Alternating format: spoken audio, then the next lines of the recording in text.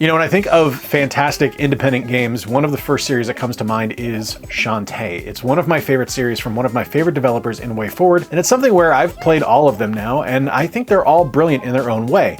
Some are decidedly better than others, and that leads me to an idea. What's going on, everybody? I'm Jay. Welcome to Square Pegs. I'm glad you're here. Today we are looking at all 5 releases for the Shantae series. Shantae, Risky's Revenge, Pirate's Curse, Half-Genie Hero, and 7 Sirens, and we're going to rank them all from an S down to an F. Spoilers, there are no Fs on this video. But before we do that, I want to thank the sponsor of today's video, Fixture. You guys have been around the channel for a while. Fixture is a product that I love. I have talked glowingly about it in the past. I think it is the ultimate handheld accessory for folks that have a Nintendo Switch. I think we've all been playing on our Nintendo Switch and using the Joy-Cons and realizing that it's just not an optimal gaming experience. They work fine, but it's not something you want to do a long-term gameplay session on. And we don't always have access to a television. Sometimes we have to play in handheld mode, and frequently when you're playing with a Joy-Con, your hands cramp up and they just don't feel great. That's where Fixture comes in. Fixture makes a fantastic accessory that attaches to a Pro controller, and you slide your Nintendo Switch onto the grip. You can hold it in handheld. It also works as a tabletop accessory. You can actually attach it to the Switch and stand it up to use as a decent tabletop stand rather than just kind of hoping for the best with a kickstand. Now, I had originally reviewed the Fixture S1 back in the day, but the Fixture S2 has released now, and this is specifically for the OLED, and it is fantastic. It is something that I think is a necessity for anyone that owns the Nintendo Switch. It's something that I truly believe in, and I want to thank Fixture for sponsoring this video. There's a link down in the description below where you can actually check this out. That'll save you 10 bucks, or you can put in the discount code SquarePegs. That'll save you $10 off a purchase. I was sent the Fixture S2 grip, a case that holds 10 games, has space for cords, as well as a controller that attaches to the grip as well. Now you can use that controller or you can attach it to a standard Pro controller. Works like a charm. It is a fantastic accessory. Thank you again to Fixture for sponsoring today's video, and now we're going to hop right into the rankings with Shantae from the Game Boy Color.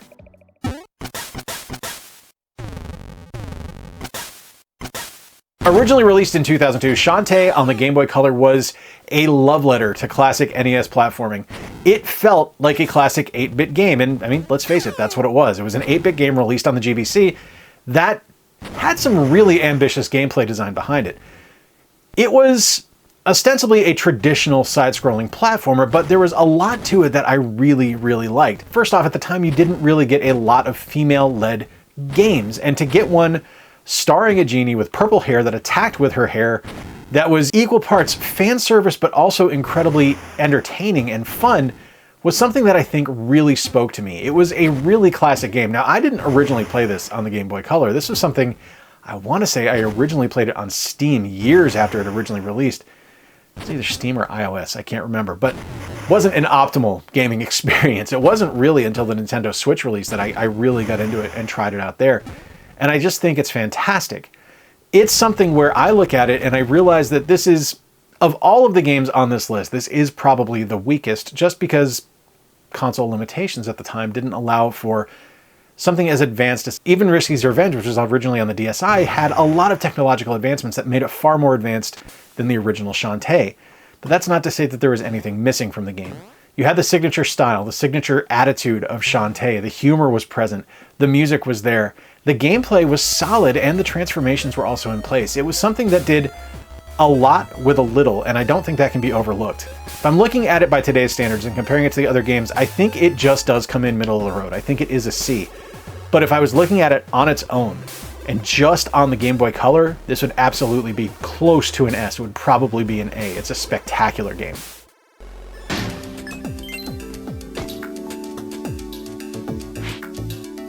Originally releasing on the DSi, Shantae Risky's Revenge sees a massive technological leap forward just because of the power of the system it was originally released on with the Nintendo DS. This was originally a digital title. This was not something that ever released physically, and it was something that they really could have phoned it in on. It didn't have to be necessarily as advanced or as cared for as it was. But there's a lot of really ambitious changes to this game that weren't present in the previous title. First and foremost, the traversal and the navigation of each level is huge. So you are able to just move side to side. It is, again, just a traditional platforming game because that's what the Shantae series is.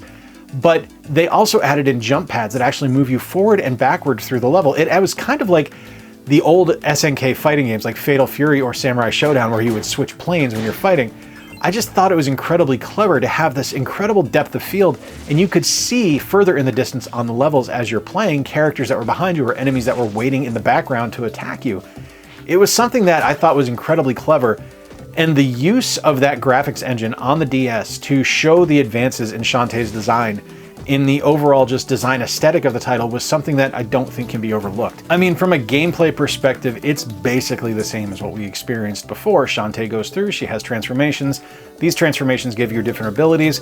You're able to backtrack and go to different levels. It's a Metroidvania at the end of the day, but it's a really, really good Metroidvania.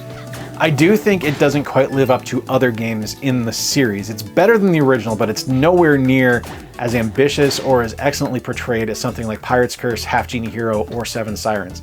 So as much as I love Risky's Revenge, I have to give it a B. It's above average when compared to the other Shantae games, but taking it on its own, and this is going to be a theme running for all of the Shantae games. Taking it on its own, this would be a spectacular game. This would be an A+, but I'm going to give it a B because there's so many more great games coming up.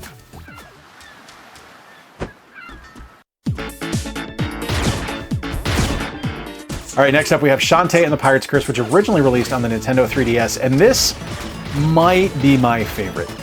I originally played this on the 3DS. This is one that I found somehow. I caught GameStop slipping and I got it for like 20 bucks, complete in box and used. And it's worth a ton more than that now. I mean, it's a Shantae game, of course it is, but it's something where they tried something different, and I think that's what really excited me about this game, because it wasn't just the traditional magical powers that Shantae had. She gave up the magic powers in Risky's Revenge. Spoilers, I guess. I mean, it's a 20-year-old game at this point, so you're on your own. But it was something where you got to go into this game and you were teaming up with Risky Boots, which is already probably not the ideal situation because she is like the main antagonist of the series, but you're going through and you're collecting Risky's artifacts or pirate artifacts to basically use them as your powers. So you were able to get a gun, you were able to get a magic hat that allowed you to use it kind of like a parachute to glide around. And it changed the gameplay up just enough that it felt fresh and it felt exciting and it felt different.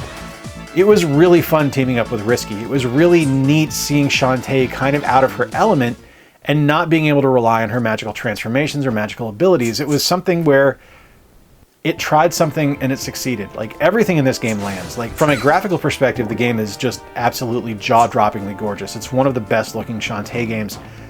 Seven Sirens and Half-Genie Hero are probably more widely accepted as far as looks go, just because they're more hand-drawn in appearance, but the pixel art of Pirate's Curse is probably my favorite in the series. The music in the game is magnificent. It's signature way forward. The voice acting in the game is really good. You do get a little bit of it in this one, and I just adore it. I have to give Shantae and the Pirate's Curse an S. It's up there for me. It's so close to being number one. It might be number one as I'm thinking about it. It's the one I have gone back to the most frequently, I'll say that much. Let's go!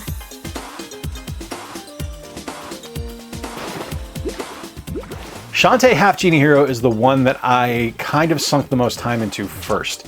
I originally picked this up on the Wii U, and it is brilliant in every possible way. It's visually stunning. Like I mentioned just previously, the hand-drawn style of this game set it apart initially from the previous entries in the series and really made it stand out. The music in the game is magnificent. The gameplay is wonderful. You're back to your traditional kind of Shantae style here with the different transformations and things like that, but because of the look, because of kind of the difference in gameplay style, which is just a little bit different than normal, you're given something a little bit more here where the game feels fresh. And it was exciting to be able to play an adventure and to get back into a series that I really love and have it be something that was kind of a gift that kept on giving. So with Half-Genie Hero, it's not just the base Half-Genie Hero game. There's a ton of add-ons and a ton of DLC and a ton of extras that I think a lot of people don't necessarily realize is really part of the game. So you have your main quest mode or your main hero mode where you're playing as Shantae, you go through the general game, you get to the end, and there you go. But there's also the Pirate Queen's Quest, which is a game featuring Risky Boots. Friends to the End lets you play as Sky, Roddy Tops, or Bolo. There was an expansion called the Costume Pack, will let you play in Ninja Mode, Beach Mode, or Officer Mode, which lets you dress as one of the characters from Mighty Switch Force, which is pretty cute. And it just was a lot of just plussed aspects to the title. And it's really reflective of WayForward as a development team based on how they originally did this. This was conceived originally as a Kickstarter campaign, so they poured a lot of time and effort into stretch goals and plussing the release instead of just kind of resting on their laurels. And it was something that I think is admirable for what they did, and additionally what Yacht Club did with Shovel Knight, because they could have just released the initial release and called it a day, but they didn't think that that was worthwhile. They felt like giving more. And that should be something that is commendable and is commended. It's a magnificent game. It's a magnificent release with so much content. It's almost overwhelming how much content there is. I know a lot of people love this one. This is the one my son first played. This is the one he really loves. A lot of my friends love this one, and I can't say a negative thing about it. I'm gonna give Half-Genie Hero an S.